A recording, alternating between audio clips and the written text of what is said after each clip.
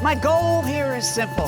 Funner for everyone. Hey, Jane, you having fun? Woo! Is that legal? Because around here, funner is a state of mind.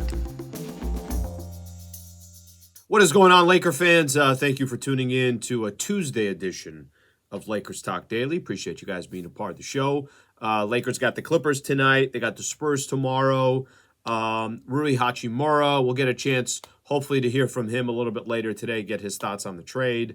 So we got a lot to get into. I want to spend today's episode talking about if the Lakers are going to do anything else and what this trade should do for the Lakers in the NBA standings, kind of what the new expectations are. Before we do so, quick shout out here, Harris Resort SoCal. Find your funner state of mind with a visit to Harris Resort SoCal. Voted best resort in funner California. From dining to unwinding, you'll find fun around every corner. Learn more at harrissocal.com. 2 hours away from downtown Los Angeles. North San Diego is where it's located. Phenomenal property. I could speak firsthand. Again, harrissocal.com. The dust has settled. Rui Hachimura is a Los Angeles Laker, and we're going to have to wait a little bit to when he's going to play. I'm not sure. I know he's not playing tonight against the Clippers. So we'll have to kind of wait a second here and figure that out. But when he does come in and you take that 6'8" wing that the Lakers so desperately need, put him in the lineup, we're going to find out, how much impact that he ends up having on the Lakers. I've been getting a lot of questions and tweets of whether I think the Lakers are done with making moves, or remember, the trade deadline is not till February 9th. So this one actually came a little bit early. No other team had made a move up to this point, or at least a move like that. So this one came with some time remaining until that actual trade deadline comes to play. So here's what I will say, and I'm going to give you an example here of, do you think the Lakers will make another move? I'm kind of a firm believer in this. I really, really thought at the absolute worst, Pelinka, Jeanie Buss, the front office, you had to do something to shore up any holes that you thought you had and make sure that you get in that playoff run. I'm not talking about top 8. I'm not talking about top 10. I guess top 8 when the dust settles, but you got to be in the playoffs. You got to give Anthony Davis and LeBron James and Russ for that, Russ as well. You got to give all three of these guys an opportunity to make the postseason and see what they could do in a 7-game set.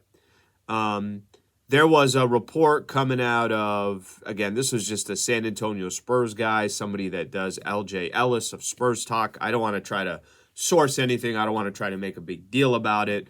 He had put in there that a team insider said that the Lakers involving a trade for Russ, that's still alive. And whether that was Jakob Poeltl or Doug McDermott or Josh Richardson, I don't want to spark anything that I do not know if the Lakers are actually still looking to trade Russ or not.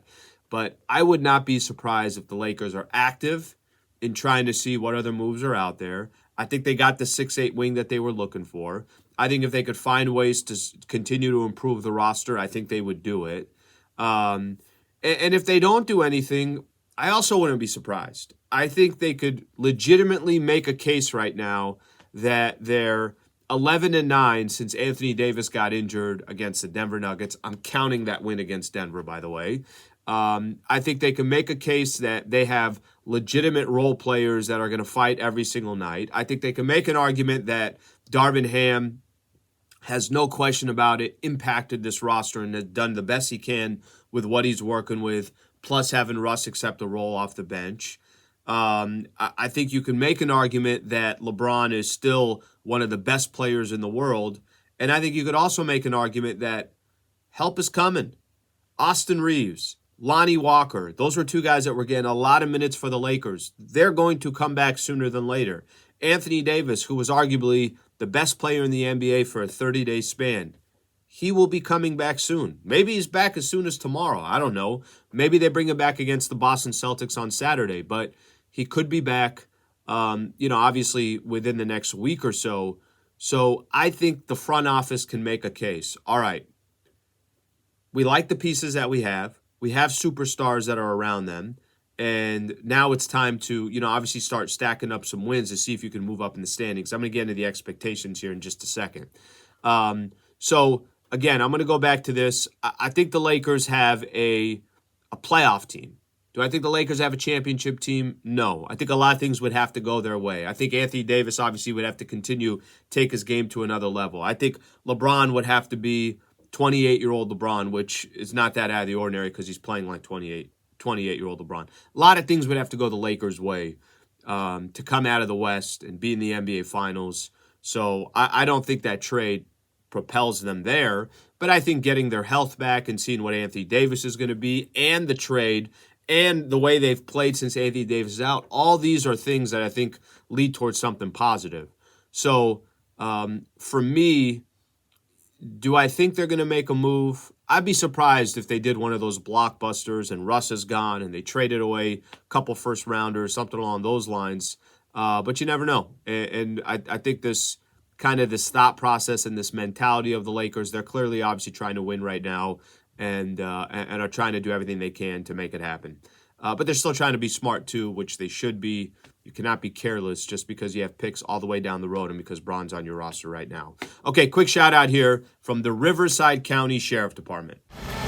I'm Riverside County Sheriff Chad Bianco. Are you satisfied with a job or are you looking for an exciting career? If you think you have what it takes, I have a tan and green uniform with your name on it. Come and get it.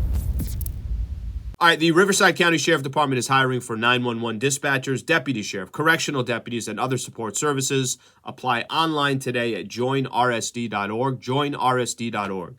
If this is of interest, you think would be a good fit for you, just go to the website, get some more information. You can apply online at joinrsd.org. Okay, so last thing I want to get into. How much did this trade kind of change your expectations of where the Lakers can go, have the opportunity to go? So I'm going to tell you guys what I'm expecting from the Lakers now moving forward. And part of this is the trade, because I really do think Hachimura will help the Lakers. I really do. I really think a 6'8" wing player, 41% spot-up three-point shooter, the looks he's going to get with LeBron and Anthony Davis. Now, one thing you don't know is how's he going to do in the LA spotlight? How's he going to do playing in front of Hollywood on a night-in, night-out basis where he's being critiqued night in and night out? Is he going to thrive? Is it going to be a little shaky? I don't have that answer, so we'll have to wait for that. But here's where my expectations are for the Lakers moving forward. I did Lakers Talk last night, and I basically I said there's no more excuses left. And I do mean that when I say it. The Lakers have had plenty of excuses, and I've made a ton myself this year. But they have proven that they are a tough out every single night. They've proven that they're not going to get blown out. They've proven that they can hang with good teams without Anthony Davis, hang with good teams with Anthony Davis. They've proved they can beat teams, good teams, quality teams, without AD. They've proved that they could come back from 25 down. They've kind of done a little bit of everything this year. They've also had bad losses. They've also had poor execution towards games, so they're a little bit all over the place. But I don't have any more excuses for them. AD is going to return. He comes back. The Lakers went 11-9 without Anthony Davis.